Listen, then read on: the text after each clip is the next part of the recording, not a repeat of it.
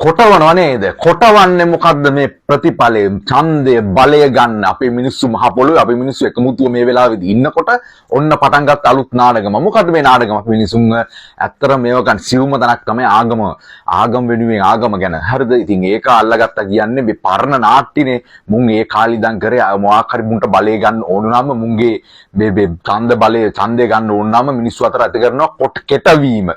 කොටවනවා බලනවා කොටවල බලනවා කොහොමද පුළුවන් ද වෙයි කියලා සමහර මිනිස්සු ඇත්තටම ගත්තොත් අපේ ජෙනරේෂන් ගමුකෝ 90 ඉඳන් ගත්තාම ඉස්සරහට ඒගොල්ලෝ ටිකක් අප්ඩේට් ඒක සෝෂල් මීඩියා ගැන දන්නවා තාක්ෂණය ගැන දන්නවා හැමදේම ගැන දන්නවා එතකොට 60 70 80 ගත්තොත් බලන්න පොඩ්ඩක් තාක්ෂණය ගැන ලොකු දැනුමක් නැහෙනි ඒ කට්ටිය ගිහිල්ලා 90න් එහා 90 2000 සෙට් එකෙන් තමයි ගිහිල්ලා අහන්නේ මේක මොකද්ද කරන්නේ කියලා. ඉතින් සමාජ මාධ්‍ය දැනුම නැහැ කට්ටිය. ඒගොල්ලෝ ලේසින් අල්ල ගන්න පුළුවන් මේ ආගම ජාතිය කොටවලා.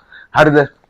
ඒගොල්ලෝ මොකද කරන්නේ? ඒගොල්ලෝ නිවුස් බලන්නේ සාමාන්‍යයෙන් රූපවාහිනිය අර මෙහි කියන බොරු නිවුස් කියන channel වල නිවුස් බලවොත් නේ ඔළුව නන්නත් අර ඔළුව ඉවරට ඉරවයි. ඉතින් ඒක බ්‍රේන් එක ගෙලි මේගොල්ලෝ වොෂ් ගන්න පුළුවන් අර බොරු නිවුස් කියන ඉන්නවනේ. ඒක දන්නවනේ උන් කියන්න ඕනේ නැහැ මොකද්ද කියලා. ඉතින් අර අනිත් අයව අල්ල ගන්න එහෙම අමාරුයි. ඒ ජෙනරේෂන් එක කියන්නේ 90 2000 ජෙනරේෂන් එක ටිකක් අල්ල ගන්න අමාරුයි.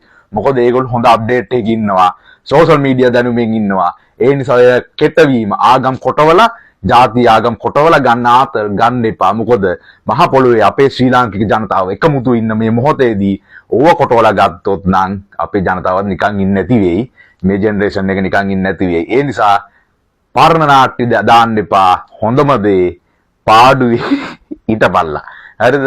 බලය ගන්න ඔගේ 2.50යි පීචන් වැඩ කරන්න එපා. ලැජ්ජයි.